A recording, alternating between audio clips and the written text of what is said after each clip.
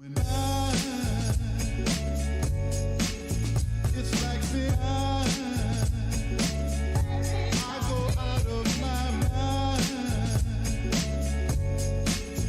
It's like me, baby, I've the picture line.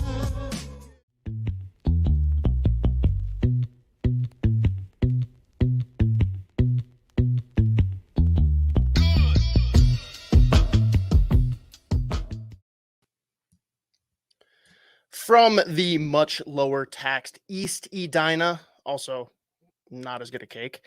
Welcome to the Sota Pod. State of Hoppy here, soon to be joined by Spoke Z and several other content producers of the Minnesota Wild. Well, you all probably know them from the Twitter sphere. Thank you for joining us wherever and whenever you are listening. Never again will we be coming to you from the wildwoods of Vancouver Island?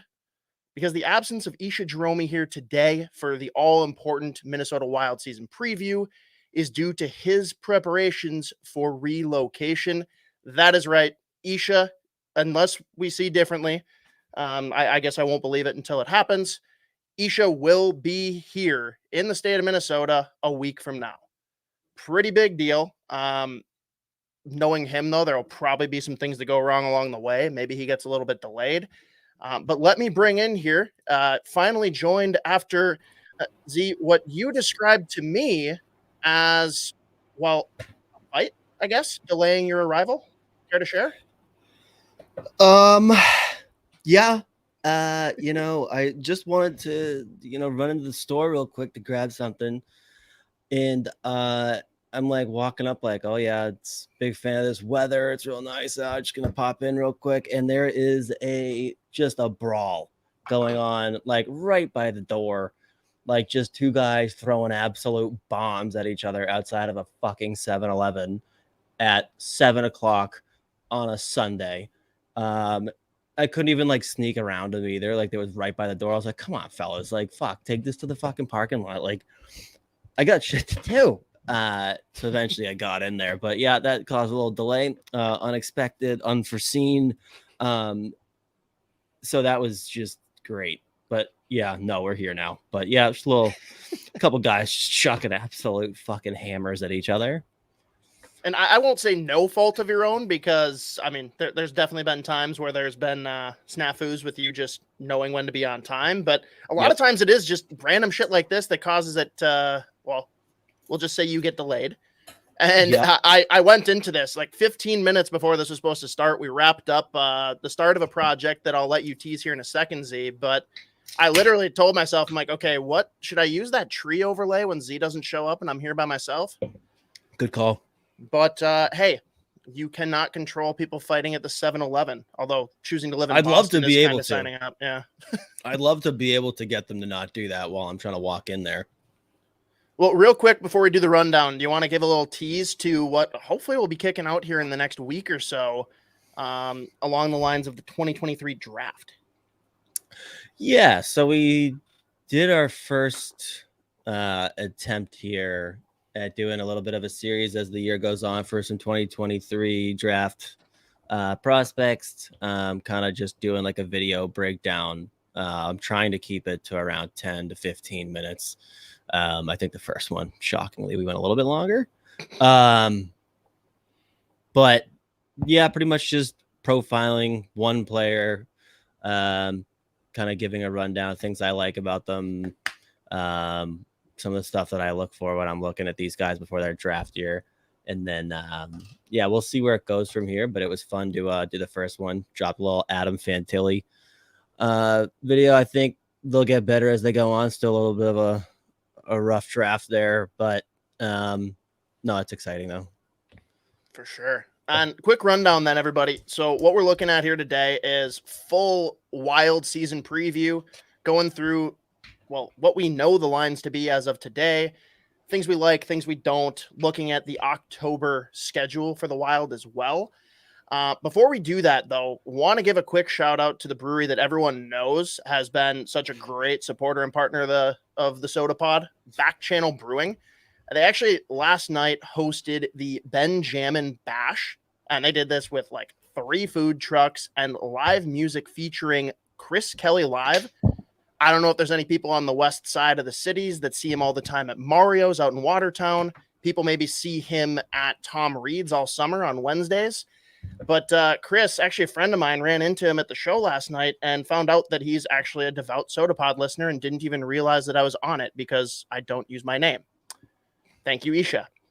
But everyone, check him out if you can. If you see any of his events popping up, awesome guy, big Minnesota Wild fan, and actually probably has the most impressive jersey collection of anyone I've ever met or talked to. We'll bring him on here in the next couple of weeks, and he can talk through it himself. But that Benjamin Bash, all proceeds are going towards funding scholarships for cancer research at the University of Chicago in memory of Ben McAllister. If you want to learn more, head to benjaminbash.com, and anyone interested in donating can do so through Venmo to @benjaminbash. That's BENJAMMIN Bash. Again, great stuff over there from the folks at Back Channel. Anyone that wants to check that out and is willing and able to contribute, awesome. But anyone that can spread awareness, all is good as well. Now, on the other side, we'll take a look at this year's forward group to kick off the 2022-2023 season for the Minnesota Wild. Our focus today is men who have had unsuccessful plastic surgery. Enter Peach's All-American Sweepstakes with a grocery purchase of $50 or more. Might as well just hit this bowl. Tickets to our nation's first concert.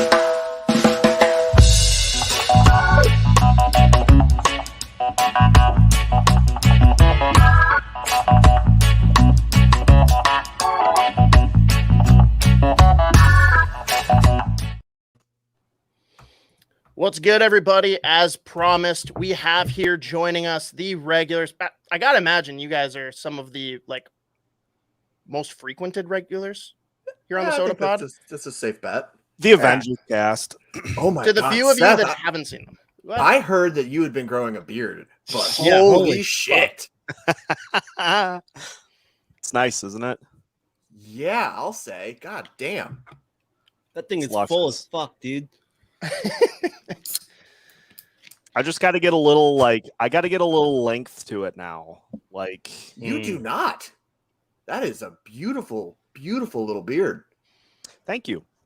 Nah, last time he jumped on with us, he said he wanted to go full Gandalf, so he's got a ways to go for that. Oh, if you're going full Gandalf, then yeah, you're not there yet. But you're also too dark for that. Something Which to is strive probably the for. first time that you've ever been told that you're too dark for something. All right. To pivot out of that as quickly as possible, those of you who haven't seen them here before or new to the Sota Pod, Seth Topol of Locked On Wild and our boy Big Dev of Wild Takes. Ish always likes to say 10K takes, but yes, he actually covers the Wild on a podcast. Damn right I do. What's going on, boys? I imagine we're all pretty jacked up. Well, I don't know, Seth, you actually told me that yesterday was the season opener for the Wild, right? Oh my God. Was it not? We're 1-0, baby. The regular season started Friday. Second to only the Nashville Predators in the Central Division, and that's how it's going to stay. 2 points on the season. Let's rock. In fairness, I can understand that confusion. Like, why would they have games overlapping preseason shit? But it is what it is. It also just pretty plainly says preseason game. When has that ever stopped anybody? I don't know. Yeah, right, because everyone knows how to read. You have to be literate to be a sports fan. I was told there would be no reading. Holy shit. All right, boys, let's jump into things here. Let's talk about the forward depth chart here for the Minnesota Wild. We've seen some juggling throughout the preseason, but, I mean, end of the day, we all kind of had a good idea of where things were going to land for the top 2 lines. But want to hear from you guys here. What we know of late is we've got the Kaprizov, Hartman, Zuccarello line intact. We see Tyson Jost slotted in with that currently labeled second line with Eck and Foligno. And then where it gets interesting is we got Freddie Gaudreau with Sam Steele and Matt Boldy, and a fourth line that I'm sure Z's just going to go nuts on here. We got Duhaime centered by Rossi. What a fucking electric line that could be. Boys, I mean, what stands out here? Like, what do you like? What do you dislike? We'll kick it off with you, Seth. You know, I look at it, and obviously there are only two lines that were really going to be impacted by changes coming into the year. Granted, there was going to be somebody on the Grief line filling in for Greenway till he was ready.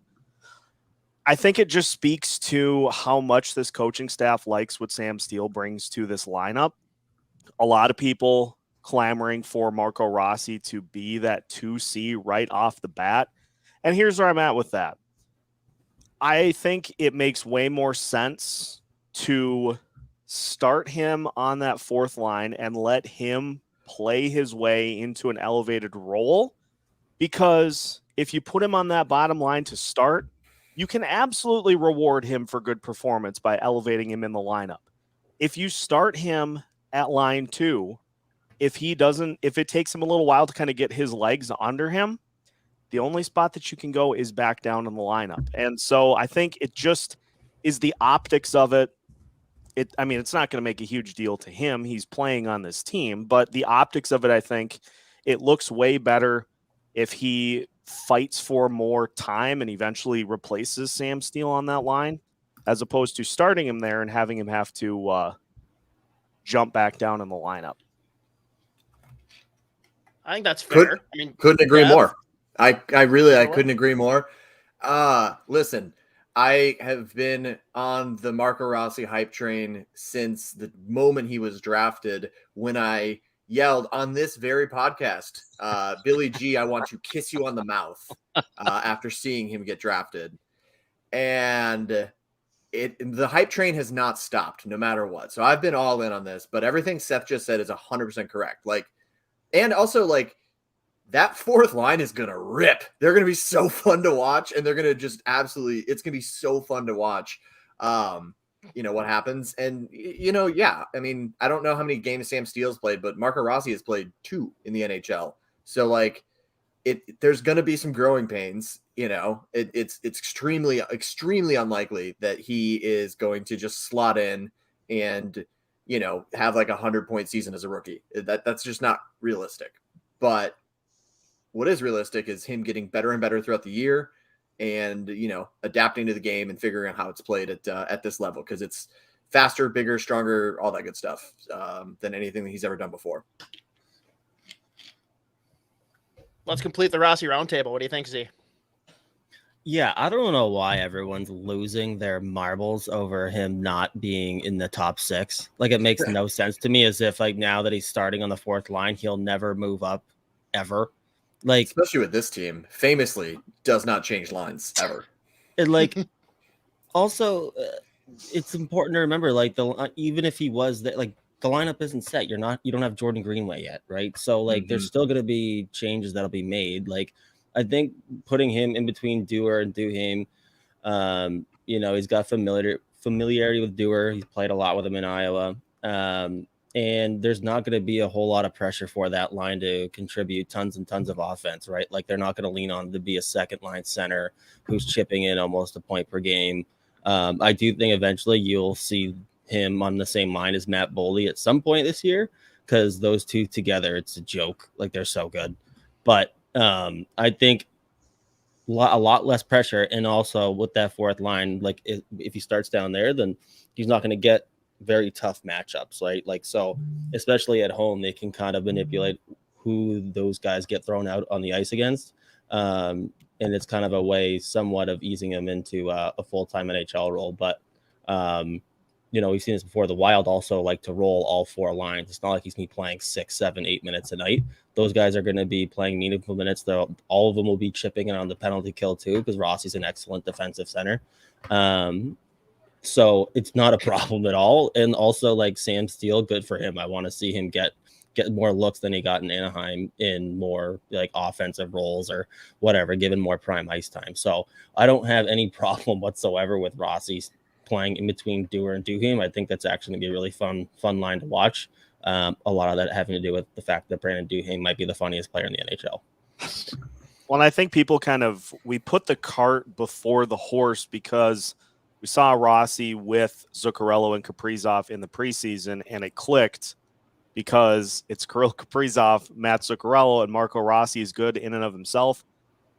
Ryan Hartman exists. Ryan Hartman had a great season last year. Ryan Hartman is not just going to fall completely off the face of the earth. And so this want to put him in one of those two lines because that's what he is supposed to be at some point. Like me saying everybody just kind of calm it down. Just a little. Yeah. I mean, yeah, Ryan Hartman had what, 33 even strength goals last year? Like he's sticking around. Fair enough. And we're going to welcome in the fearless leader there for Dev's establishment. We got our boy, Boss Man from 10K Takes. What's going on, man? What's up, fellas? I'm hungover as fuck, and I'm down a lot of money on NFL today. So It is 7:30. It's Sunday. Yeah, it's 7:30. It's 6:20 for them. I'm still. Oh, true. Yeah. Carry the one. Yeah.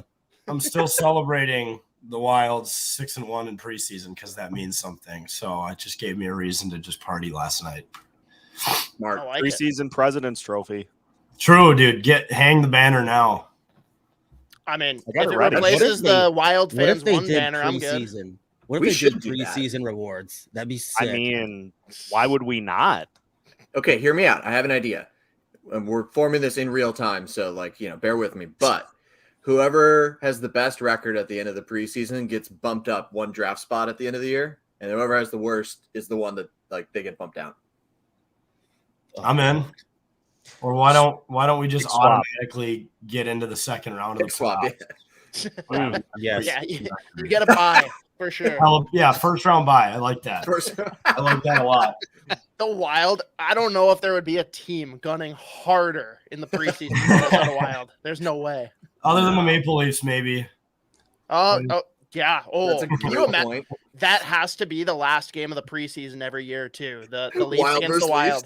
Wild versus Leafs for a first round bye. Dude, And Most in other televised scores- preseason game. tell In that other out. scores, the Toronto Maple Leafs won their preseason opener 24-1. It's like they're really out to prove it this year. They have not rested a single starter all preseason. They're really in for this. Austin Matthews played 40 minutes. Finishes with a stat line of 12 shots, 9 goals, and 6 assists. Oh, Dude, I man. love how their baseball team is following suit too. Did you guys see how bad of a lead they blew last night? Yeah. Did you see the video going around of Matthews throwing out that first pitch? Like, he tossed them everything that's ever happened to the Leafs. Oh, Yep. no. He just screwed them over. Oh, shit, man. I'm No. obsessed with that city. I am obsessed with that city. I like the Leafs fans were like, you guys, like, we're not even the ones that make everything about the Leafs. It's everyone else that's obsessed. And I'm like, yeah, I am absolutely obsessed with the Stop Toronto giving us- Maple Leafs and them stop giving us fucking everything material. up. I don't give a fuck. I'm like, yeah, I absolutely love just being obsessed with the Leafs and what they do. And the articles that come out why Marco Rossi starting on the fourth line in Minnesota is good for the Toronto Maple Leafs fucking playoff hopes. Like, I love that city, dude. It's incredible. And then you just watch them crumble every April and May. It's phenomenal. I'm obsessed with them. I don't care. I don't know I will what happily the- admit it. I don't know what the Toronto equivalent of zone coverage is, but you just gave them an article. Damn. Boom shakalaka. Came to play. Got my Kirk Cousins jersey on because God bless. We won a football Dude, game. Dev, you are the only other person I know other than fucking Jake who has a Kirk Cousins jersey. Do you have your sandals with some socks on too? I'm going barefoot here, but What I did you was going- grill for food? I made pumpkin bread muffins. That's what I did. What? Damn. That felt like the right thing to do for Christian Girl Autumn, which is what I thought Kirk Cousins would appreciate. Dear God. Jesus Christ. Yeah, Time of year, man. it's my dog's birthday. We decided that we're gonna really do this, and so we're doing it. We're doing the full Kirk Cousins. I was at the dog bar at 10 a.m. watching all the dogs run around, and Wait, there's a dog bar where you There's- live? there's not just one. There's 6. That's fucking electric. Spoke Z, It's- that sounds like the kind of place that you would hang out at all day. He's leaving. Yeah, me no, with- yeah, absolutely. Come on down. Yeah, no, there's levels. There's a dog dive bar, Then there's like a dog sports bar. And then there's like a dog bar that is like, it's like fancy and they like pick up your dog shit for you. Damn. That's high class. 5 stars. Yeah, no, it's tremendous. What do the dogs use to bet? I assume bones, but I don't know. I've never asked them. Figured, let them do their thing. I'll do my thing. Fair. It's respectable. Yeah. No, transitioning well off of what Dev said earlier, though, where he absolutely wants to kiss Billy G on the mouth. Bossman, why don't you Great tee it up segue. for us? We got quite the event coming up here on, Yeah. I believe it's the 17th of October. Yeah, so we're partnering with the Wild Ticket Group and then Billy G himself to do a little meet and greet for the fans. So anyone who buys the tickets through us will get to go to a meet and greet where you can take a picture with him, get his autograph, and then he's going to give like a State of the Wild type of preseason speech. Hopefully swears in it. That's what I've been telling him to do. I'm like, you need to drop a couple swear words. I get if there's kids around, you might not want to, but if there are no kids in sight, you should let a couple F-bombs fly because the fans love the passion. But pinned tweet on the 10K Takes Twitter account, and it's in the bio for Instagram and TikTok and all that stuff. And yeah, it's like $39 for a Monday night against the Avs, plus getting to meet Billy G and getting the speech. So it's honestly a hell of a deal. That's a win. Yeah, no shit. And I mean, where are things at right now? I know you guys had a bunch of tickets to start. Like, is it getting close to selling out? Do people still have time? So I know like the section that Hoppy, you bought tickets in, that we've all bought tickets in 230. My parents tried to get tickets in that section this morning, and my mom said it was sold out. So I think like at least section 230 sold out. I'm guessing some of the other ones are selling as well. But we filmed a couple things with Bill Thursday night at the game that we'll be releasing this week. Some other funny shit we did, and let's just say I have a skit in front of the green screen that involves Russell Wilson. So Oh boy. there's some elite promotion coming down the pipeline for this week. Love it. Everyone, again, that pinned tweet on 10K Takes, or I just shared it as well. Again, everyone check it out. Try and get tickets before they sell out. Explain to me how you guys managed to get this for a good game, though. Like, I know last year when we did the Cup Snake, I'm like, yes, this makes the most sense in the world that we got the Arizona Coyotes game that we're promoting. Right. How did we get the defending Stanley Cup champions for this? I think truthfully it was because the last time we did a ticket pack that Tuesday against the Coyotes for the Cup Snake, we sold like over 500. So that was like an experiment, and now like they trust us and they're like, we're going to give you a better game. So I think we kind of had to get past the trial run of last November, and now that we've proven we can move tickets, they're giving us some better games. So sounds like this is like going to be one of many we do this season. So we're trying to think of some other ideas. I don't know. I've brought up to them multiple times like a teddy bear thing, like they did at that. I can't remember if that was like a minor league game or what it was, but charity angle there. Maybe partnering with the Children's Hospital on something. Probably ripping another Cup Snake, because why not? Those things always play, and we're gonna try. Nothing official yet. We're gonna try to push for one in the seats. The difficult part of that is there's like season ticket holders who don't want to be a part of it, and I totally get it. So, if we can find a way to probably move them all around, we might actually be able to pull it off. But that's just a pipe dream as of now. Well, I mean, you got to do it again to beat the lacrosse team that stood you guys up, right? Yeah, dude, the fucking Colorado water moccasins.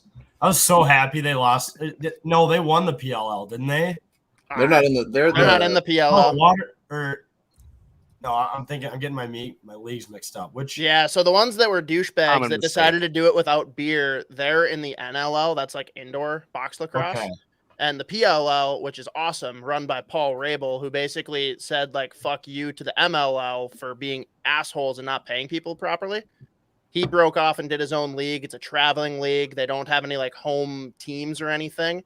Yeah. And the Water Dogs, who were the champions of the PLL this year, I don't know, like, to what extent it's real, but they're basically owned by the Pardon My Take podcast. Right. Which is incredible. Yeah, I saw Billy smoking cigarettes with some of the guys on the team. That was electric. But yeah, the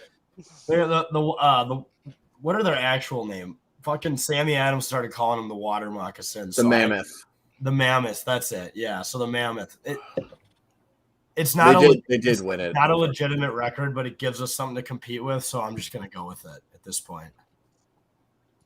I mean, you got to have something to shoot for if you're at the top. So Right, it works. Exactly.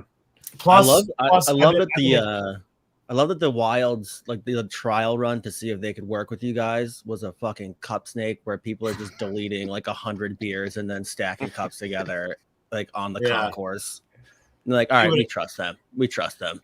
But if you think about it, like it's a good way for a business to make money is to encourage people. And there were people who were part of the Cup Snake like drinking pop, like they were literally high school kids just crushing Mountain Dews for the cause. So if you're a business, this is a win-win because they make money and they were on ESPN the next morning, and we get the publicity for it.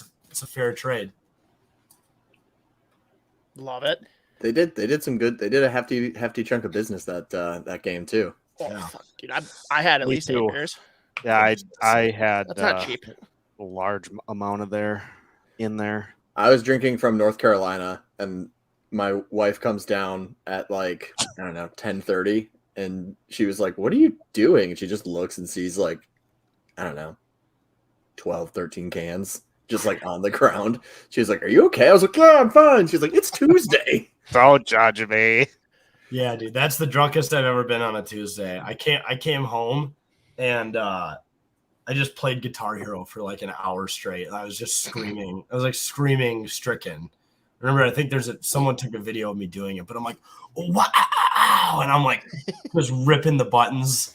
Like it was pouring out too, so I was just soaked from sitting outside, like waiting for an Uber home. Oh my god, it was a shit show. Love it. All right, boys, any other thoughts here for the Minnesota Wild's forward depth chart right now? I think that the most interesting thing that people were waiting to see is who's going to center the third line and who's going to take Greenway's spot on the second. Like, are we happy with Jost and Steele filling those spots, or where are we at? I think that's what it should be. I think that's what it will be. Dude, Jost is a wagon.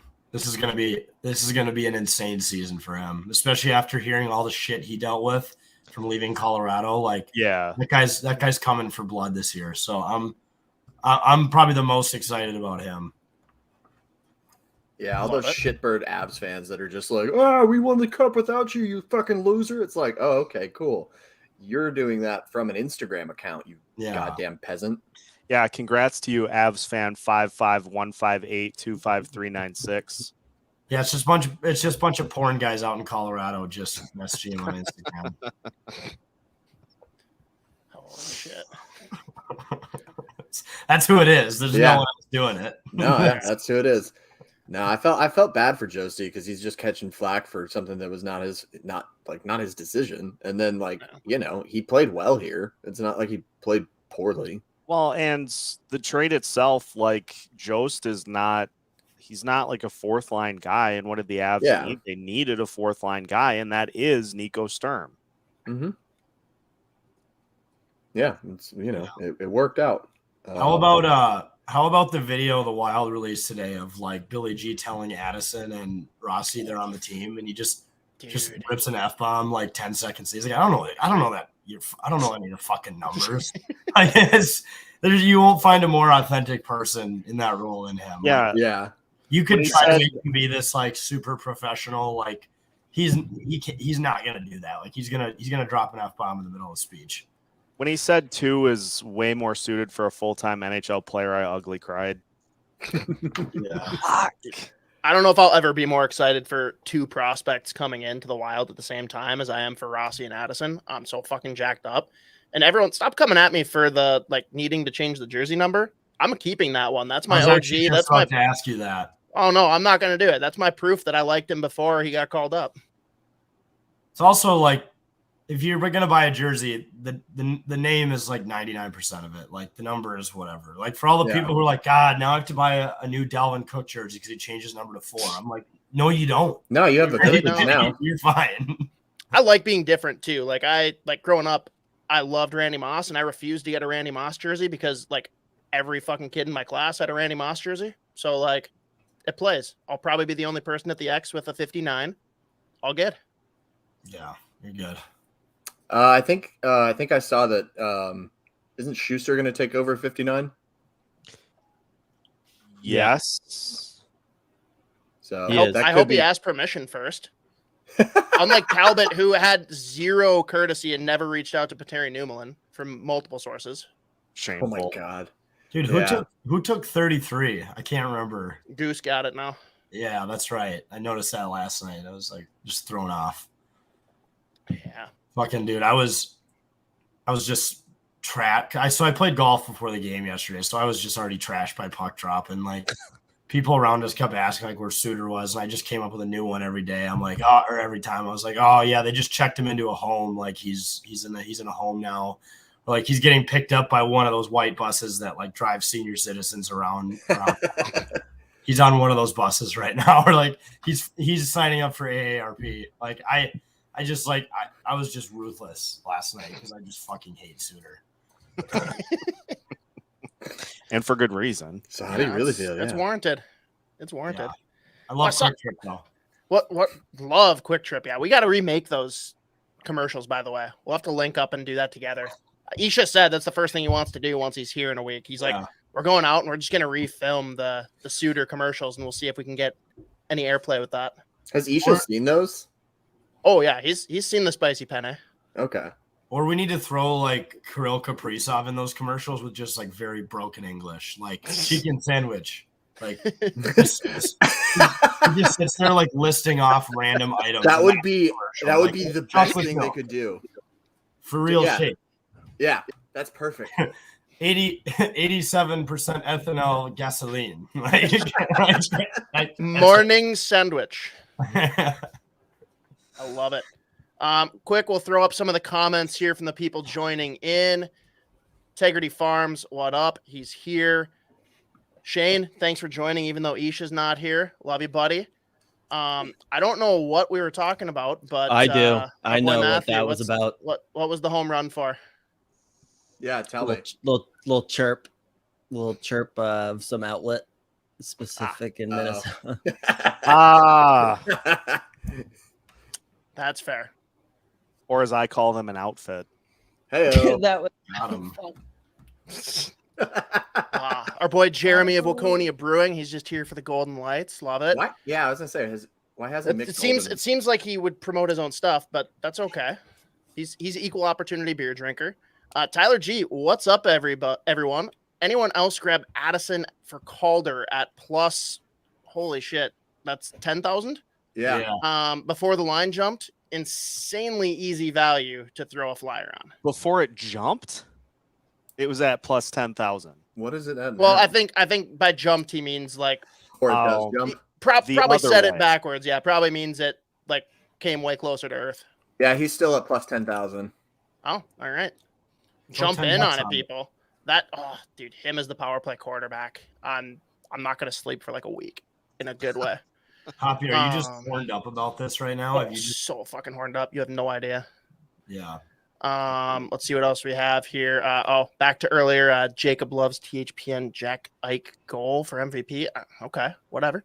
Wild haven't played a regular season game yet. Seth, do you agree? Guys, as I was looking standing. at this, the odds just dropped to plus 6,000 for Addison. Damn. I watched guess we're it getting way happen. too much traction here. All I right. watched it happen yeah, in make it real realistic. time. It just went. Whoop. Shout out Spoke Z once again, cutting clips mid pod. Yep. And then the Dude, I last one. noticed- I love when Russo uses your clips in his blogs. Like I'm reading, and then I just see fucking Chara's face pop up, and I just start dying. It is outrageous. Like a It's so real funny. article, like a professional sports writer is using a Twitter account that I made blackout drunk. And the best part is that every once in a while, like it'll be like they'll add like I think he was saying that it's like there's every day or every other day they do like an article in the New York Times, and so ever so often his get picked. So he was like, yeah, I've had a couple that just showed up in the sports section of the New York Times. That's pretty cool. And then I'm sitting there laughing, thinking to myself, like, that means that, you know, zooted out of his mind, Zdeno Chara also showed up. That's right. That's right. And Russo still owes you a beer, doesn't he? He does. We'll get into that later when we break down the October schedule. Last one here that's going to transition us and actually take us skipping the blue line depth chart and going right into goalies. Also from Jacob, Wild have a washed up goalie and a nobody in nets. Y'all hyping them up way too much. That washed up goalie got you to the Western Conference Finals a couple of years ago, buddy. Literally 2 years ago. But yeah, he's so mad at us because your stupid GM blew up the whole team for one guy. Yeah, and probably a little bitterness that we have Fleury, huh? Yeah, it's got to be. I was going to say, yeah, it is fucking rich when a Vegas fan is like, oh, I don't know about the Wild goaltending situation. Who is your goaltender? Yeah. Fucking Logan Leonard Thompson is done for the season. Oh, wow. Yeah. This you? The fucking San Jose Sharks put up a touchdown? Okay. They put up a Kirk Cousins. Now, interestingly enough, we have from 10K probably the two biggest Fleury crushers here on the podcast. So let's hear it, boys. Like, what are our thoughts going into the first of his 2-year extension? I mean, it's only preseason, but it looks solid right now. I think Gustafsson looks pretty solid right now. I mean, yeah, we don't really truly know, but from what we can see, I think the tandem's going to work, you know? Yeah. I mean, the whole thing that we were talking about last year was Fleury and Talbot's styles were completely different, and the Wild literally never practiced a single time. I think it was one single time from the trade deadline to the end of the Blue Series. So like they didn't really have a chance to understand that like Fleury's whole thing is I'm going to stop it the first time. After that, you're kind of on your own. And so like, you know, they're used to Talbot, who will let up an easy goal every once in a while, but then, you know, he just swallows the puck and just, he handles his rebounds a little bit better. But then you've got Marc-Andre Fleury doing cartwheels in the net and kicking everything out. So everybody just wasn't used to the fact that, oh, this puck is going to hit the wall as soon as it, you know, afterwards. It's not going to go in the net the first time, but then the second time, oops. Now we see what happens when you have a whole training camp and everything. Like the team just looks a lot more confident in front of him. It's great. I love it. Yeah, I mean, you definitely have to be comfortable there.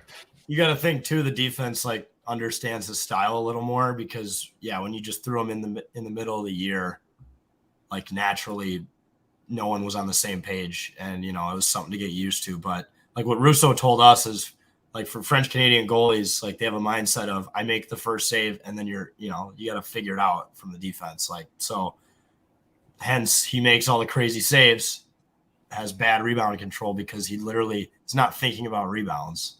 So it's just different, you know, different style. Well, and I think the situations, especially in special teams, being improved is going to help because, as the broadcast noted yesterday, the Wild had the worst save percentage on the penalty kill in the entire NHL last year. And so if the penalty kill is better, then the goaltending will not give up those types of goals, which will improve the goaltending, yada, yada, yada. Love it. We got Jacob chiming back in here. Flower won't take your trash can team to the finals. And we have the best NHL goalie, a.k.a. Logan Thompson and Aiden Hill. Who the fuck are either of those people? The same Aiden Hill that gave up 9. Was it 8 or 9 to the Wild last year? I think it was 8, actually. Yeah. Put that back up. I need to give. I don't even know if K-Fan will take this, but I'll try it. Jack Eichel for MVP. I think this is a parody account, right? It has to be. Gotta be. Hey, by the way, you know, since we were talking betting odds and everything, Fleury currently has the 12th best odds for the Vezina at plus 3,000. But, you know, washed. I wouldn't say he's trash then. Let's see. I mean, Jeremy seems to kind of agree here that he's collecting Social Security along with a handful of the guys from the Mavs team. I mean, I like the underhand shot at the Mavs, but I'm just not sure. Logan Thompson, since, you know, I figured since we've got the Vegas fan here, we might as well. Logan Thompson, for anybody interested, plus 7,500. Hey, there you go. big money if you actually believe. Ooh, Jeremy, this is a All right, spicy one. boys. Yep. Do we think the extension to keep Maff was just for just to help him be a mentor for Wallstedt? Kind of how Rogers sat behind Favre for a few seasons to learn from one of the best. Sorry for the Pack reference. Z, I'll kick that to you because I know this is one that you've kind of, well, not been a fan of popping up. What? Sorry, I was You were clipping and out. throwing stuff up on the Twitter. yes. The idea of Maff just being here to be a mentor to Wallstedt. I mean, I think maybe like that's in the thinking, but I don't think it was like the prime reason they extended him. Like they do like the goalie. They believe like when they signed Cam Talbot, they looked at the analytics and said where we allow high danger chances or like the kind of chances we give up, like those are saves that Talbot generally makes. We don't have to go get another starting goaltender for more than like $4 million. So you'll think you look at Fleury, first of all, like Billy G obviously knows him. They're comfortable with him. And you know, last year was the first year that he ever switched teams mid-season. He's been around for how long? So there's definitely a whole lot of things that weren't going in his favor, and the Wild kind of like fucking just fell apart in front of him quite often, especially in the playoffs too. But I think again, like you said, like having a full off season, and now that he's going to be here to start, he's settled in. He's not adjusting while trying to play games to like moving to Minnesota and everything. I do think that they like a lot what he has to offer. And I think part of the thinking, yeah, sure. Like I've been on the record saying, I don't think it's going to take Jesper Wallstedt a whole lot of time before he's an NHL regular, just because the way that he plays. So I think if you're looking for a guy to mentor, you know, in that second year, if it is the case where Wallstedt comes up, I think that was probably part of the thinking, but I don't think it was necessarily like the prime reason they gave him the second year. So I still like it because, again, you have a goaltender who a couple of years ago was a Vezina winner, and he's won a cup. He's, you know, been playing in the NHL as long as he have. He's one of the best, you know, goaltenders that have done it. So, and it's not expensive. So I think it's probably part of the thinking. Like, yeah, this is the kind of guy that we'd want grooming a kid like Jesper Wallstedt to come up. But I don't necessarily think it's the driving factor between that second year. Well, and for me, if it's like to be a mentor, like I get it from like a preparation standpoint, being a professional, like mental side of the game. But like, could these goalies be any more different in how they approach the game, like They're stylistically? Like no, different. Yeah, it's not like Fleury's gonna like take him under his wing and be like, "Hey, here's how you play in the net." Like, no, Yeah, that would probably break him. Do you know how to do a backflip? All right, cool.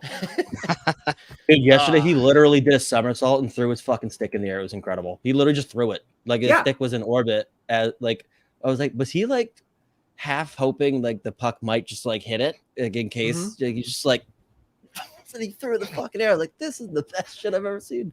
If that worked, that would have been fucking incredible. But if it didn't work, I don't think Jack Rye would have ever shut up. No, that would have been clipped and posted multiple times. Yeah, abused. I just Jeremy wants to correct himself real quick. AARP comment was in reference to Suter, not Marc-Andre Fleury. So apologies. Yep. Yeah, Suter's in a home right now. I think he's getting spoon-fed soup for dinner, and he's gonna have an 8 p.m. bedtime before he gets wheeled back into his room. Says the Pledge of Allegiance every night before bed. Sean is clearly one of us. Thompson better than Fleury. Number one bullshit. I like that Kachina style right Wild logo. I remember that article that came out where it was like I did the Kachina style for every team's logo, and a lot of them look like shit, but that one looks good. I like it. No, I like that too. One more thing on Fleury that I just noticed. It won't happen this year, but he is 61 games away from 1,000 to become the 4th ever NHL goalie to do it. If Marc-Andre Fleury starts 61 games this year, we've got other problems. But, you know, that's doable for if he sticks around for next year too. Like that's, you know. What do you guys think? What do you guys think of Gustafsson based on what you've seen?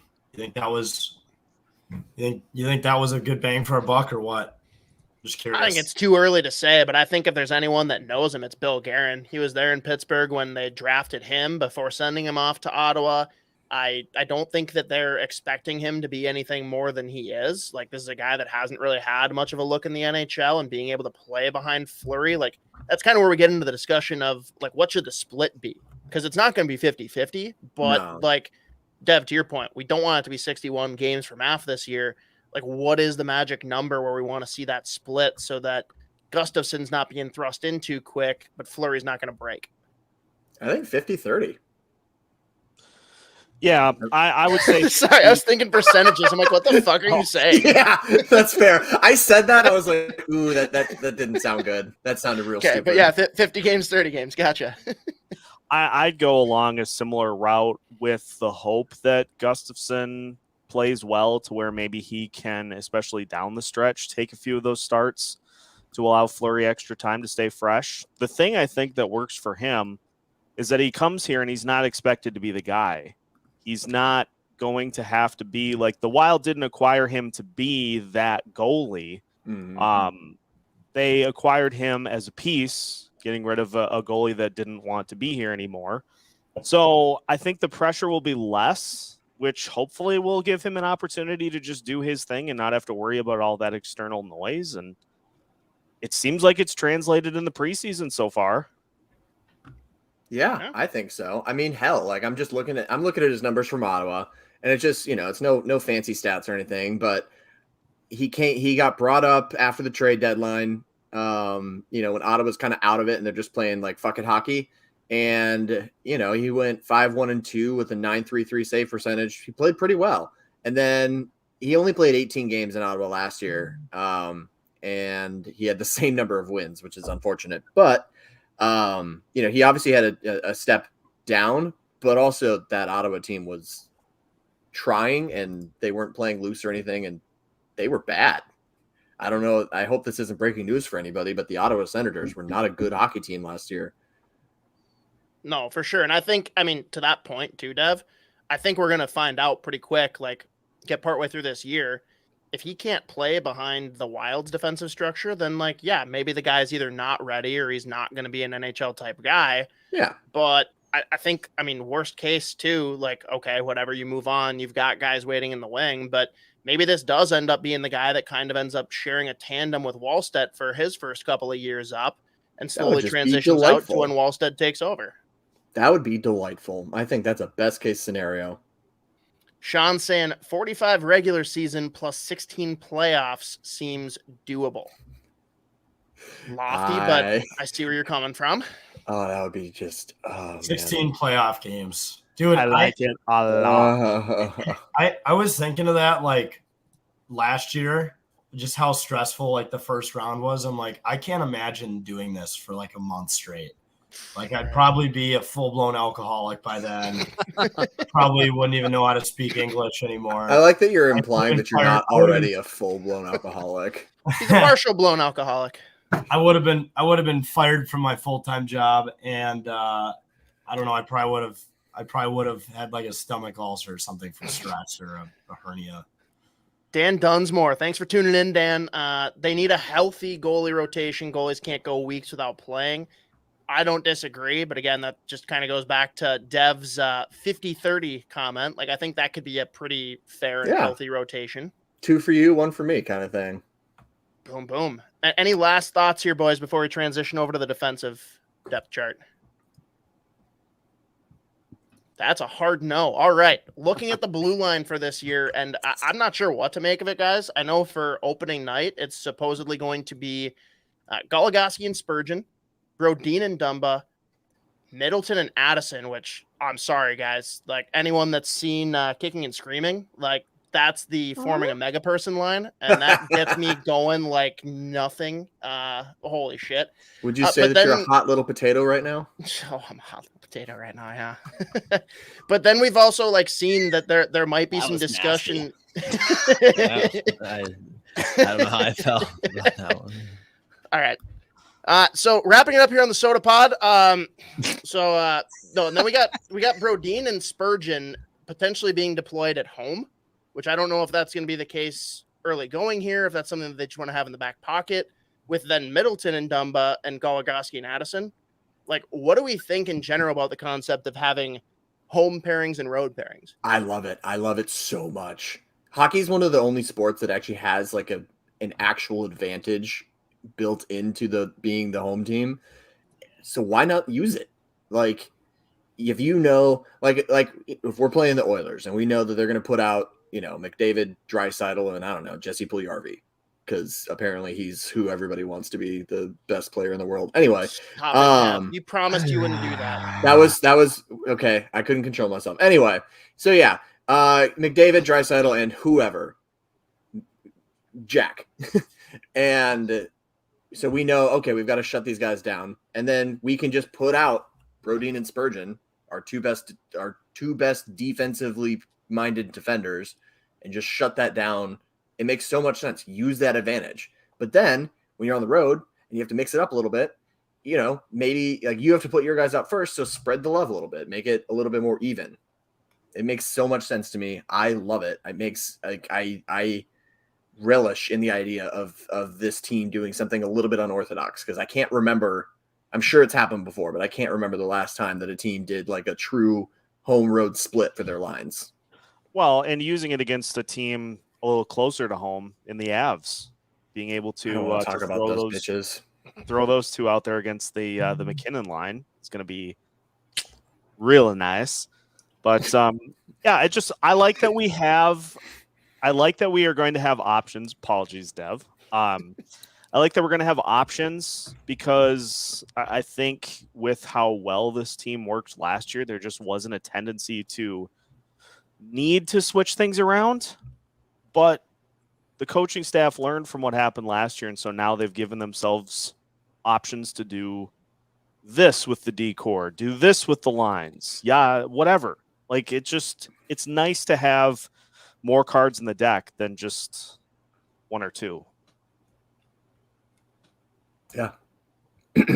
Yeah. Yeah. Yeah. No, I think this team Yeah. shot themselves in the foot so many times where they're just so dead set on like lines being the exact same every single game. The defensive pairings never really switching up aside from like guys getting called up. So I think it'll be good just to see what different options can like offer. So, and I don't think it'll be a uniform thing either. Like, I don't think it's going to be, this is our home lineup and this is our away line. Like, I think there'll be a lot of like in-game stuff that happens, but I'm kind of curious to see if Brodin does end up playing with Spurgeon a lot. Like, I'd like to see if he can kind of unlock a little bit more offense there, and he's not as worried defensively, or realistically even spending as much time in the defensive zone, because that in an ideal world, like, they have the puck. So I'm kind of curious if that can like unlock his offense, because I think there is more in there. Like, we saw a little bit of it during the COVID shutdown year where they were throwing him out there on a little bit more like power plays. So I'm kind of curious to see if there is more there. Like, I think that there's like the tools that he has, and like the shot's okay, the skating's elite, and he's just really smart. So I'd like to see him unlock a little bit more offense and be used in that role more. So I think that's going to be pretty interesting to see. But again, I think the big draw there is just seeing what you do have and trying different things. Because I think they have to. Otherwise, they're just going to be the same team every single year. Fair. Everyone knows how I feel about adding Addison. Like, is there anything else in these pairings that excites people or that you're not happy about? I'm excited to see the mega person. If they actually do that, because I don't know, how tall is Addison? Like 5'10"? I think he's 5'11". 5'11". Okay. He's the same size as Cale Makar. Sure. Yeah. I'm not saying that he's a little person. I'm just Same saying. player too. Yes. Yeah. Okay. Down boy. I'm not saying that he's like a small guy or anything. I am more saying he's smaller than Andre Schuster, because I think everybody is at this point. He's got to be the biggest guy in the league now. 6'8", right? Chara retired, so I can't think of anybody that's bigger. Anyway, I really want them to just one time. It can just be in warm-ups, just in like a morning skate or warm-ups or whatever. Just put them up on the shoulders and just skate around. just for comedic reasons, but he's got to take his skates off or he'll slice his fucking neck open. So I have faith. I have faith that he doesn't need to do He'll that. do a Blades of Glory. You want to avoid that. I knew that's where you're going to go with that. Love it. Dude, the matching stashes too. I'm here for it. Yeah. Can we clarify one thing quick? Because I'm seeing a lot of people on Twitter that seem to have missed this. There's not going to be any return play against Cam Talbot on October 27th because he's hurt. Yeah. Not going to play. Yeah, he fucked up. It's a UBI. He's out for, I think, 7 weeks. I've seen a couple of people suggest that Cam Talbot is going to stand on his head against the Wild and that the Wild are going to lose that game. I love how people are coming out too and being like, see, it was such a good idea that the Wild traded him. Like, you fucking morons. You think that like he was going to get injured regardless? Like, he took a puck to the tit in a game that the Ottawa Senators were I love how playing. people are coming out too and being like, see, it was such a good idea that the Wild traded him. Like, you fucking morons. You think that like, who just did that? What just Why? happened? Are we on replay? Did Z just clip this? No.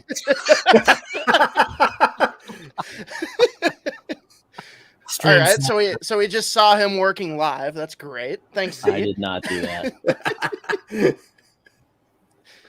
Motherfucker. We just get like a good 8-second tape delay. Somebody didn't hit the dump button, I guess. Fuck. Oh, shit. Anything else you guys want to cover with the defensive depth before we jump into, I guess, previewing the October schedule for the Wild? Let's talk October. Spooky season, baby. Spooky season, baby. All right. On the other side, we will break down the October schedule.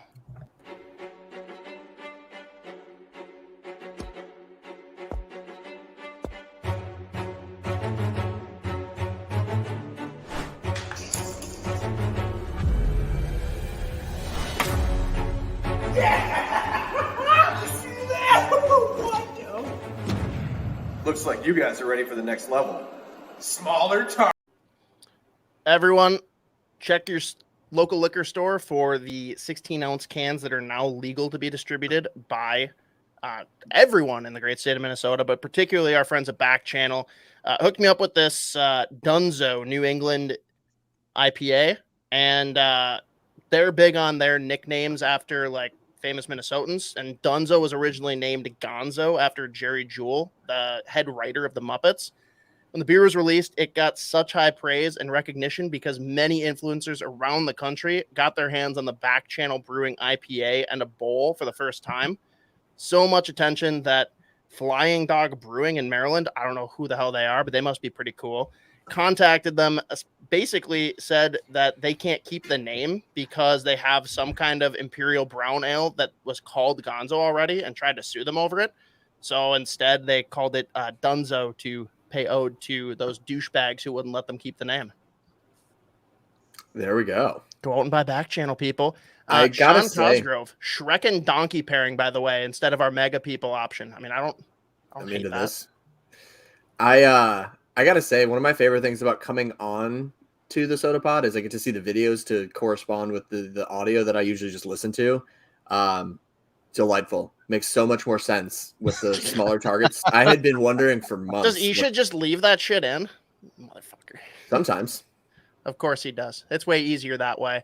Yeah. To that, Jeremy, that never happened with Isha running the show, just saying, regarding Z clipping my That wasn't audio even there. me. I didn't even Sure. do anything. All right. Yep. He didn't do anything. But Mom. Last thing on the defense before we move on to the schedule. Dumba should play with Middleton. Dumba gets hurt too much trying to play physical. He's an offensive D. Let him play his game and put points on the scoreboard and let Middleton put asses on the ice. Thoughts? I like that idea, actually. Cool. All right. All right, straightforward. Moving forward. So let's Moving talk the on. schedule here, boys. So here is the opening schedule for the Minnesota Wild in October. We have a 4-game homestand followed by a 5-game road trip. We start this coming Thursday with the New York Rangers. Following that on Saturday, we have the LA Kings and the return of Kevin Fiala. Then on Monday, everyone go check out the pinned tweet for 10K takes and get your tickets through FIVO for the Billy G meet and greet, as well as the wonderful battle with the reigning Stanley Cup champion Colorado Avalanche. Then on Thursday is, we'll call it the Isha Bowl. We have Bruce Boudreau coming back, and with him, the Vancouver Canucks. Then we kick off the road stint. Russo hopefully paying Z that beer that he owes him when they visit the Boston Bruins. On the road against the Habs, the Ottawa Senators, the Detroit Red Wings, and the Chicago Blackhawks. Boys, what do we make of this schedule? Undefeated. No analysis. Strictly bias. None needed. I love how I'm just peeking over the 7th Ave Pizza logo, too. Just kind of creeping back here. It's all right. I got Northland covering up all my shit. I was going to say. Took me a while. I'm like, is he sitting behind glass with their logo on it? It's still not. It's like the Fig Newton thing, boys. It is dangerous, but yeah, they are delicious. It is dangerous, but I do love Fig Newton. Yep. But I'm nervous for the Fiala return game. I feel like just based on what happens when people leave Minnesota sports teams and come back and play us, they traditionally whoop our ass. So Kevin Fiala might just go off. Well, what trumps what though? The Kevin Fiala revenge game or the Kirill Kaprizov being Drew Doughty's daddy? Oh, true. Yeah, dude. Fuck Drew Doughty. That's a good point. They're gonna balance out. We're gonna win in overtime. Final prediction. What about the traditionally slow start for Mr. Fiala? Does that come into play again? Watch it not happen now that he's gone. All of his downsides are all gonna be gone now. I've seen it too many times, dude. This is what's gonna everything that we hated about him is gonna be gone now. Yeah, of course. Damn it. He's gonna play great in the playoffs. He's gonna start hot and finish the season hot. Tyler G weighing in. He says 6-3 losses to Vancouver, Boston, and Ottawa. Let's see, Dev, what are you picking here? What's the win-loss record? Or if you want to go points, because we're going to talk about overtime losses or something, feel free to go either direction. You can't say 50-30 though. Points always fucks me up. All right, so we'll just go win-loss. Rangers, I think, a win. Kings, I think, a win, but a shootout that goes to overtime. Avalanche, 10K is going to be there, so that's definitely going to be a win. It feels difficult. I don't know if we definitely go 4-0 to start it off, but I like our chances. Vancouver's a little bit better, but I think that we're still a better team than them, so that's a win. Boston, they probably want some revenge from last year, so that'll probably be the first loss. And then I think we should beat the Habs. We don't have to worry about Cam Talbot pitching a shutout against Ottawa. And then the Red Wings will be iffy. I don't know what happens there. And then if we don't beat the Blackhawks, I'm going to jump off a bridge. So, what's that? 6-3, I guess. Look at that. He agrees with Tyler G. Z, I got to ask, though, like I saw earlier today, did the Boston Bruins waive like everyone on the team except for Bergeron? Yep. That's exactly what happened. Everyone's gone, and they will be icing Patrice Bergeron versus the world this year. But yeah, no, Foligno, Mikey Riley, wild card team, and Chris Wagner got waived today. So interesting times there. I do like that they have the Rangers, the Kings, and the Avs at home to start, and I like that they have a 4-game road trip or a 4-game homestand to start the season. I do think that first away game being in Boston is probably a little bit tough, just going just the way. I mean, both teams are really good at home, but aside from that, like those next 3 against the Habs, the Senators, Detroit, and then obviously the Blackhawks, those should be in theory wins, but I mean, at that point you wonder if they're tired from a long road trip. So I don't know. I don't think this is necessarily, there's some tough tests in there, but it's not like the worst start to a season ever, especially considering they do start at home. And I think the Avalanche too are going to have to figure out what it's like to play without some of those guys that left. So It'll be interesting. Plus, they're out without Landeskog, so I don't really know off the top. Like, I can't really on the spot come up with like a record, but definitely over 500. That's for sure. Yeah. And I actually like the way that this is. This kind of opens up for them. Seth, what are we thinking?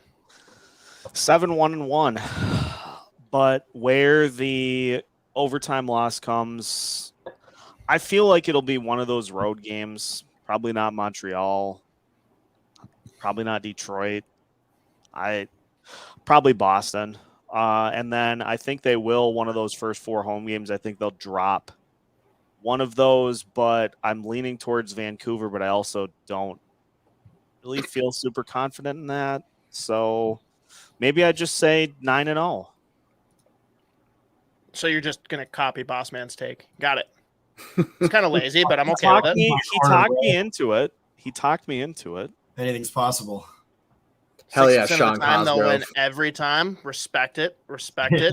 Yep. Jeremy chiming in on the LA Kings debate. Brodin's defense is greater than Fiala's offense. He will get 1 secondary assist on their only goal. Cap with a Hattie on Doughty. Okay, that all checks out. I would say. That is a good sneaky good take, is that Fiala now just becomes another one of those players that Jonas Brodin can clamp down on. Yeah. Also, Doughty's overpaid. Guy didn't even play much last year. I can't imagine paying a guy who's hurt. It would suck, dude. He's so overpaid. Oh shit. I'm looking at this. I'm gonna say they go 5-2-2 in the opener. I think the Rangers will be tough because they already have their first game on Tuesday and then come in for the Wild's first game. So they're going to come out fresh. If the Wild can stick with them for the first period, then yeah, I think they're the better team because I am very outspoken for the New York Rangers being frauds. Beat the Kings, beat the Avs. I think they lose to Brucey, and I think they lose to the Boston Bruins, a la Z. I think they take out the Habs, the Sens, and the Blackhawks. I think Detroit's another loss too, but I'd say that the overtime losses there are the New York Rangers because it's always overtime for the season opener. And I'm going to say the Detroit Red Wings is an overtime loss as well. You had me worried. 5-2-2. Yeah. 5-2-2. You had me worried because you had said that we were going to beat Montreal and then Ottawa. And then I was like, oh God, are the losses going to be the final 2 games? Like, what are you doing? No, I don't think, even if I thought it, I don't think I could say that they'd lose to the Blackhawks, especially in their current state. No. That Blackhawks Absolute team dumpster is fire. one of the most dog shit hockey teams I've ever seen in my entire life. That roster fucking sucks. It's not It's great too because they're going to tank for Bedard and they're going to fail. They're not going to be the worst team. Who was it? Was it the GM that also was like, yeah, we wanted to find some players who would excite, like that Patrick Kane would be excited about playing with. So they went and they picked up fucking Andreas Athanasiou and Max Domi. And I was like, yes, that's exactly. I don't know if both of their points combined match DeBrincat. No, probably not. So you wanted to surround Patrick Kane with players that would make him jazzed to be with the team this year, but you didn't consult him whatsoever. Great plan. Great plan. I'm higher on Athanasiou than most people, but like he is, I mean, bluntly, not as good as Alex DeBrincat. He's just a one-trick pony. He's fast. That's the only thing he is. And you know what? If you're paired off with Patty Kane, sometimes that's all you need. I mean, helps. Don't get me wrong. They're going to be a terrible team. I don't know if you guys saw, but we ran into the guy again from the Blackhawks picture. Oh, I saw that. I don't know how every fucking time we play them at home, we find that guy. I remember we were actually at the X in the concourse, and Jake like spotted him. He's like, dude, there's the guy. It's the sad guy. What a the sad guy. What a horrible name to get like thrown at you. I was gonna say you got to get Billy to invite you to a Blackhawks game so that you can introduce that guy to Billy. I know. Oh, that guy told Jake, he's like, every fucking time I think I've escaped that photo, you fuckers make it trend again. So, I hear from a ton of people every time you post about it. It's like, Secretly, he fucking loves it. you keep showing up to the games, bro. The Blackhawks keep losing. What do you want me to say? It's gotta be tough to be known as the sad guy. Like, that's why another fan base knows. Yeah, he's just fucking sad. Well, I mean, like Michael Jordan can rise above it. Bally had that camera on him for a solid 7 seconds. I think that was honestly the most incredible moment of last season. You could see the soul leaving his body, in that shot. He just honestly, that was an all-time bit. I'm gonna be sharing that when I'm 70 years old. I don't even know what social media will be popular, but I'll be posting that motherfucker on it. Hey, boys, I know we said that this was all Minnesota Wild talk, but important share here from newest coverage of the Minnesota Wild for The Athletic. Joe Smith, Tampa Bay Lightning suspend Ian Cole pending results of investigation. Lightning issues statement regarding Ian Cole. The Tampa Bay Lightning today issued the following statement regarding defenseman Ian Cole. That's a lot of repetition. The Tampa Bay Lightning is aware of the allegations against player Ian Cole and are cooperating fully with the NHL on an investigation. Our organization takes these allegations very seriously. While we continue to gather more details, we have decided to suspend Ian Cole pending the results of an investigation.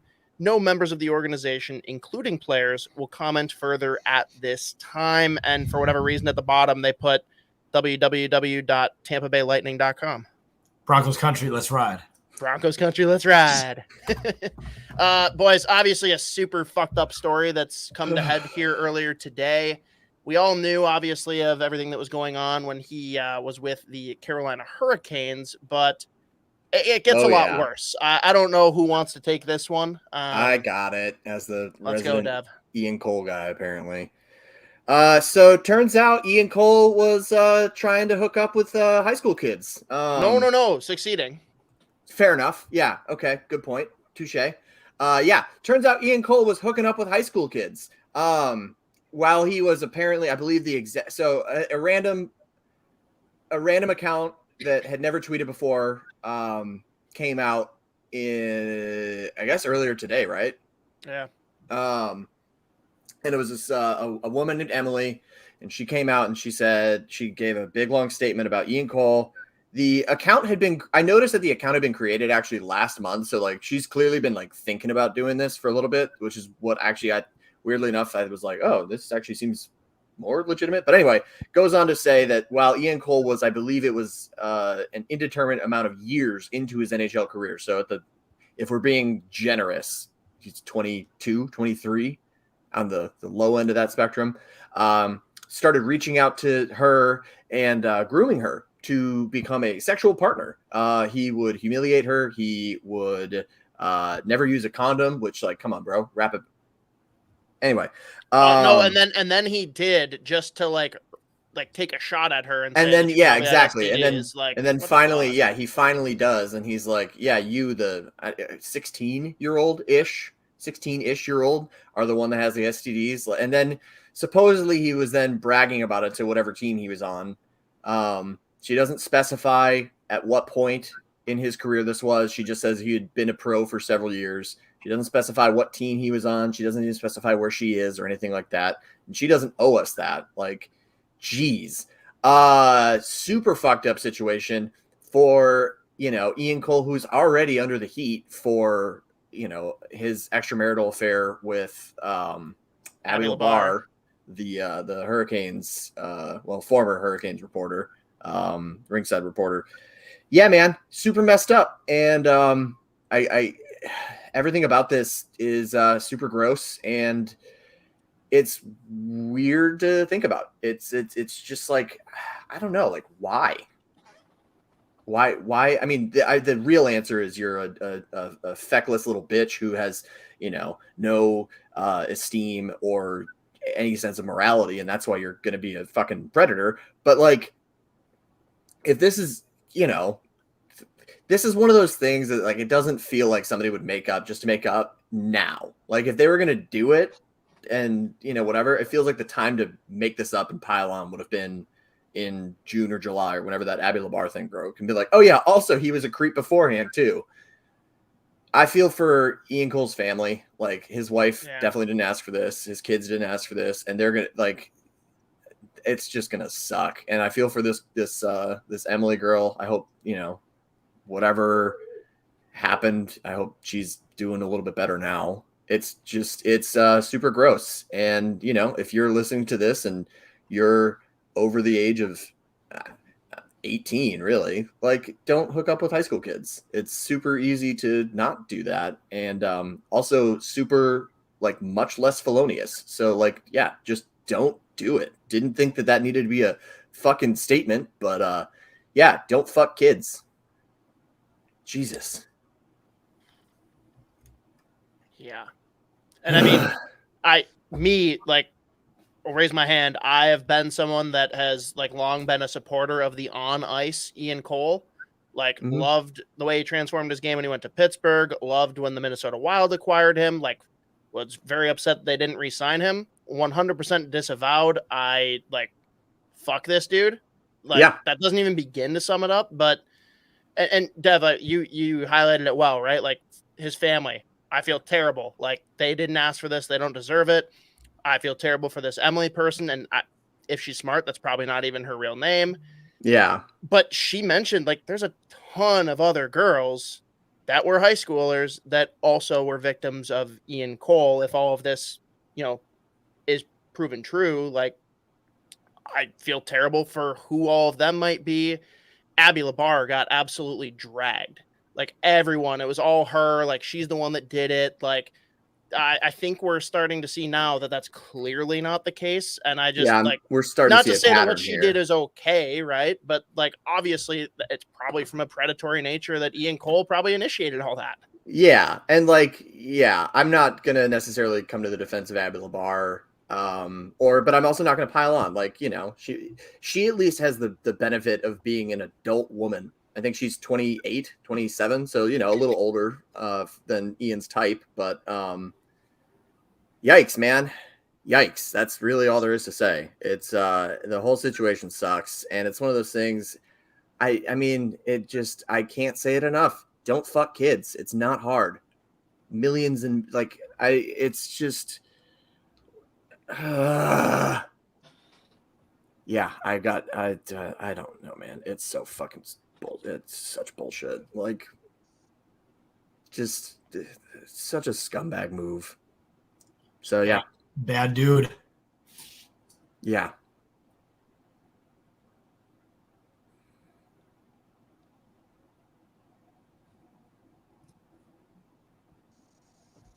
Yeah. He's not anymore. Yeah. Yeah. You know how fucking hard it is for me to jump off the Evander Kane is the biggest piece of shit bandwagon. I'm off. Don't get me wrong. And the shitty part about this, just as how society works, is that for these types, like Evander Kane, like now Ian Cole, there are others we don't know about. Mm-hmm. And there are people that have been victimized by players, by other people in society, that because of the amount of trauma that it causes, don't get to a point where they feel comfortable bringing it to light. And, just look at where society's at. Like, the fact that this stuff just continues to happen is just gross. Yeah. Yeah. Yeah. If you're in your 20s, don't fuck somebody whose age starts with a 1. Or I guess that doesn't technically rule out 2 through 9-year-olds, but don't fuck them either. Yeah, don't fuck kids. It's not hard. Just don't fuck kids. I don't understand it. I just don't. I can't say it enough. Like,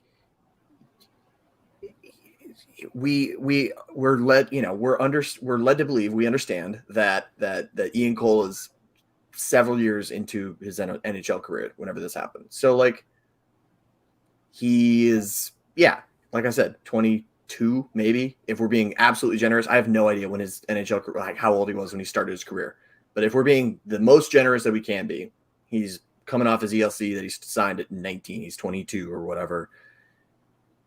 You're a 22-year-old professional athlete. You don't need to go after teenagers and children. I don't get it. Like, good God, life is already on easy mode for you, man. Like, ay. So yeah, anyway, that is, I think that should be the end of today's segment of Don't Fuck Children. Hopefully not a segment that's recurring in any nature, but Yeah. I mean,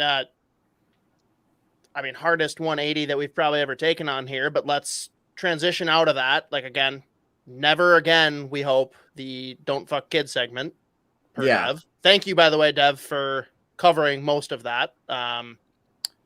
So back to the Minnesota Wild here, boys, and we'll close it out here.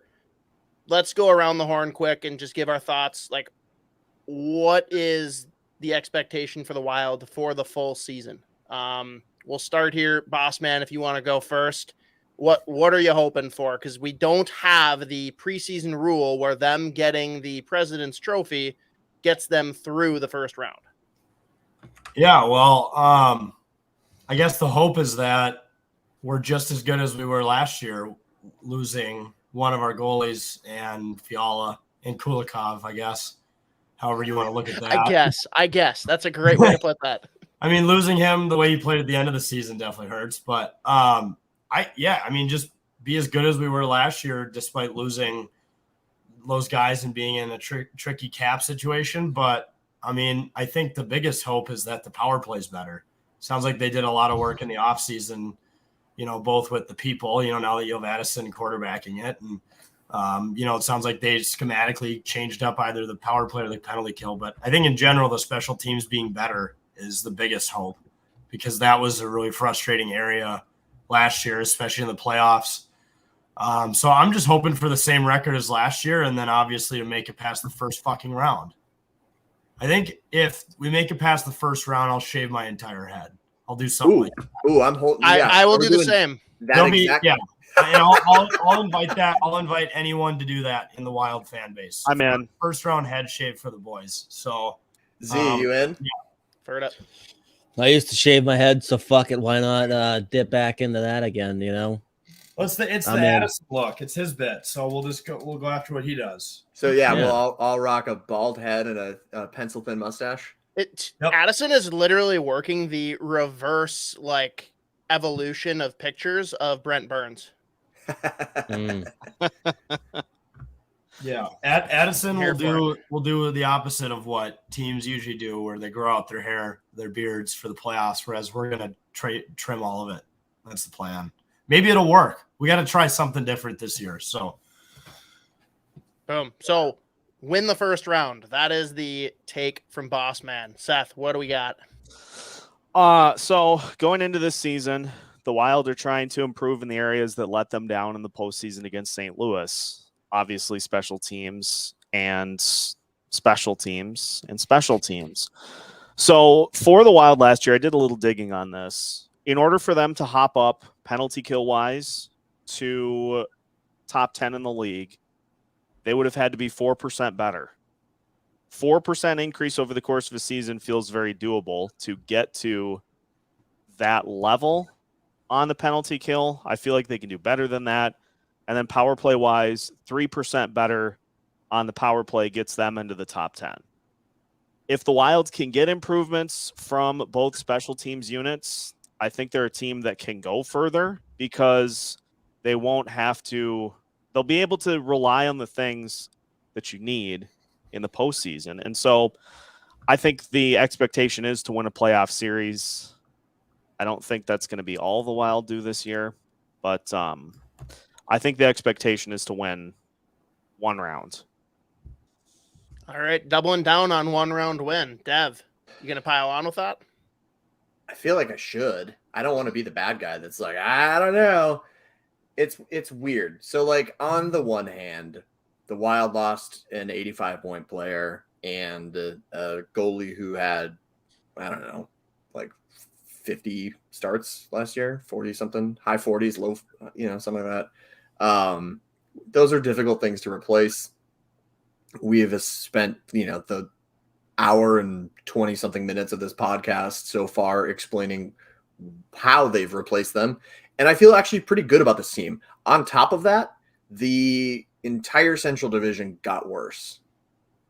Like, there's I not would say Nashville's maybe the exception. Nashville got a little better, but yeah, that's fair. So the majority of the division got worse, and we were the second best team in the division last year. Do I think we've closed the gap on Colorado? Probably not, but we're going to be just fine. So we'll definitely make the playoffs. And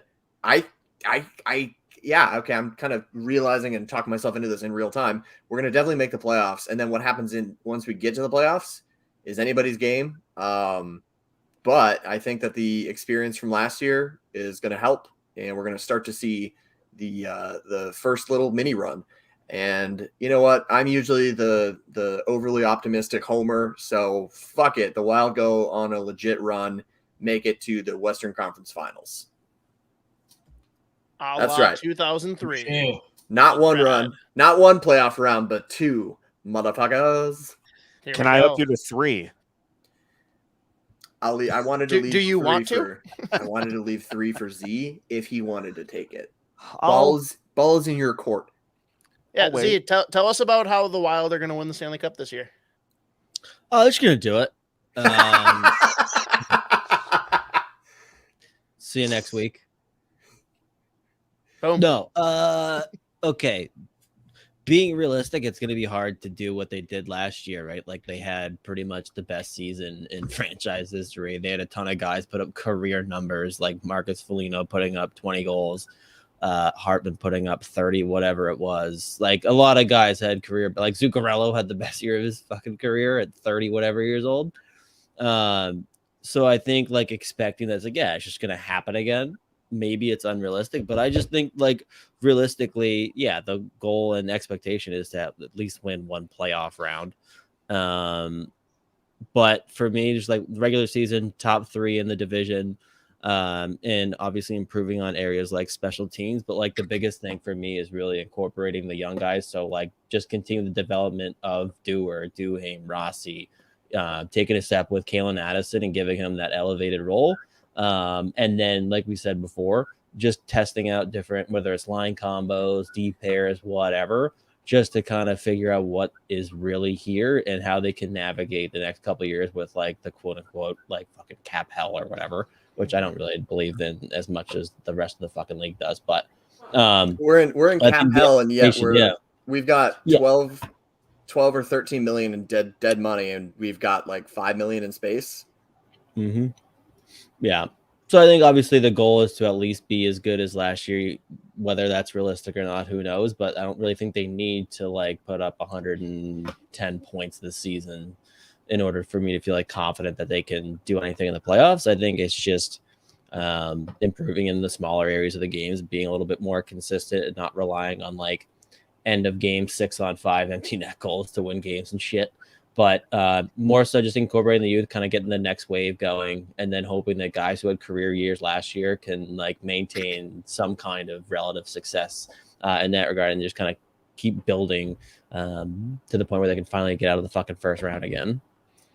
Yeah, and I mean, off of what you said there, Z, I'm not like big on like, yes, there's probably going to be some regression for the team. I'm not even looking at individuals like seeing lower stat counts. It's more like everything that could have gone right, largely like over the scope of an entire season. Like the Wild, to your point, it was a career year for the entire organization.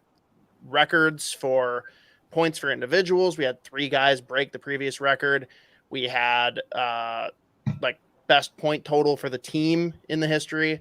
Like we're going to see some regression there, especially with some of the new kids that are in. And I'm all for like jostling the line combos, D pairings, giving goalies a look, like get through that shit and work it out throughout the season to set yourself up for the playoffs and for the next couple of seasons with quote unquote cap hell. And you look at the Central, right? Like Avalanche kind of stand above everyone as being the clear number 1. Then you got a log jam of 5 teams that could end up in any order. You got the Jets, you got the Blues, you got the Stars, you got the Predators, and you got the Wild. Mm-hmm. So the reality is, like, if any of those teams catch fire, if the Wild run into injury problems, like, a wild card is pretty realistic. And I'm actually probably going to be one of the few that says I'd be okay with a matchup with the Avalanche, the way that the two teams line up against each other with some of their losses too. I think if they end up playing against a Calgary or an Edmonton on the other side as a wild card, I don't think they can really match those two teams, but I do think they could beat the Colorado Avalanche. I think they could beat anyone in the Central with the exception of the Blues if they make it in. I think they're a team that's just a matchup problem for the Wild, and things could have gone better for us this past year, right? But I think facing anyone except for one of the Alberta teams and the St. Louis Blues, I have confidence that this is a team going through some growing pains this year that could win their first playoff round in a while. I want to push back on the Wild. I don't think that the Wild would. I think the Wild would beat Edmonton if they wound up playing each other in the playoffs. I understand, like, playoff hockey is a different beast and everything, and like Edmonton got better. They're a much better team than they were last year. That's true. But the Wild historically play Edmonton very well. They are able to do one of the few things. Like, the thing with like stopping Edmonton is, stopping McDavid, and the Wild are one of the few teams that are able to do that with any sort of consistency. So what are you going to do against Draisaitl? We've also stopped him usually. Does that hold up over the him? course of a series? Yeah. Is the question. I'm not saying it's a done deal. I think that it would probably be. I think that there's no way that series would go less than 6. This hypothetical thing, and part of this too, I'll be honest, is just me always going back and forth with the World Hockey Report guys, who are the biggest, not actual Oilers fans. And so, like, I've just gotten used to just always having stuff ready to go. But like the Wild have, I think I'm pulling this out of my ass a little bit, but I looked it up at one point. The Wild's best winning percentage from anywhere that's not the XL Energy Center is Rogers Arena or Rogers Place or whatever that stupid thing is called. So like, I would feel pretty good about matching up against Edmonton, whether it's the first or the second round. I would never say that it's a definite lock because they have the best player in the world and they have another, whatever number Draisaitl is, but I think that they would put up a fight, and I think that they would probably win in like 6 or so. So yeah, that's the preseason Wild analysis. I mean, Matthew's going to back your point. The Wild haven't lost to Edmonton since 2019, so it sounds like a clean sweep of the Oilers. A couple other fan picks here. Jeremy, first off, is in for the head shaving, so there's one more person added to the Bald Army. But high-end Western Conference Finals if we get the wild card and play Pacific teams. So he's going against what I think, which is fine. I'm probably wrong. And Avs are a tough out. Low end, another first round exit, unfortunately. Sean goes with horrible injury luck, miss playoffs, win lottery, pick Bedard, decade of dominance. If that exact thing happens, I'll buy Sean a beer. I tell you what, I'll sign up for it if you could promise me that that's how it would occur. I would take a bad season for that. The number of things that would have to happen for that to happen, this would become a gray beard. Boom. You're a fucking beauty, you know that? Oh, fuck. All right, boys. End up looking like King Theoden in the chair, just all decrepit, like. And the Wild lost 6-2. Their odds to get Bedard are now complete. Seth, that's a preseason beard you got right there. I'm not touching it until probably never again. So it's going to be until probably never again. That's a long time. That feels like a crazy amount of time to let that thing ride. No maintenance. There will be maintenance, of course. I can't. You already talk yourself into that corner. I can't look homeless. Yeah, you can. Not with that attitude. More homeless. See, Hector knows what's up. Lord of the Rings, shout out. All right, boys, let's sign off here. Obviously, again, thank you all for joining. Thanks everyone that's been tuning in throughout the live stream or anyone that's listening on the podcast right now. Boss man, you already obviously pumped what you guys have coming up here on the 17th. Anything else for 10K takes that you want to pump? Well, just the Great Wild Takes podcast. I know Dev and Zuch will be hammering those out more now that the season's back. We're coming back. Oh, also, I guess I'll just give an early scoop to this. I don't know when you're going to release the podcast itself, but we're partnering with Elite Inc. for another Kaprizov signed jersey giveaway tomorrow morning. So go to Twitter and Instagram. Boom. So this morning, everyone go check out 10K Tapes for the giveaway. And if you're listening to the live stream, good on you. Yeah. Set yourself a reminder. Now you have an inside edge on something that means nothing in terms of time, because there's no difference between you being the first person retweeted or the last one. But either way, look out for it. So I've always said if you're not first, you're last. So go ahead and prove it. Yeah. I wake up in the morning and I piss excellence. We could go for another hour here if we were just going to rip off quotes from that.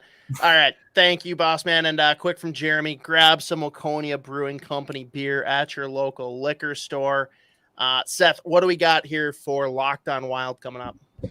Well, now that the preseason is over, we can finally set our sights towards the regular season. And so no stone unturned, everything you can think of. And chatting with some of you fine folks to help me preview the season as well here this week. So looking forward to that. Boom. Yes. Jumping in tomorrow. Let's get it. Dev, anything you want to say that boss man didn't already? Not really. He came in and he showed why he's the boss, man. Yeah, Wild Takes is back this week. It's going to be a great season. That's not even the worst thing I've said tonight. No.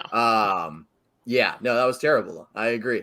I'll do, Boss Man plugged the Wild Takes podcast, so I'll plug It's a Bit, where they also talk about hockey. And we also, if you're into the college hockey scene, because that's already going, the Has-Beens, college hockey on 10K Podcast Network. Let's go. Awesome guys. We got to get them on here at some point too. Gage and Trevor, good dudes, even though they're, well, what are you guys called now, boss man? Well, we're national champions, but technically the Fighting Hawks. Yeah. The Fighting Hawks. Yes. You can tell he's had that one queued up. God damn it. Oh shit. I only did it like today, so don't worry about it. On the Sota Pod, obviously, you can check out our regular show on Mondays. Tuesday, we have Brewery Travels covering, across the country, different hotspots for craft beer. Wednesdays, we're trying out this Vikings show where we talk about the Vikings and talk about teaser bets.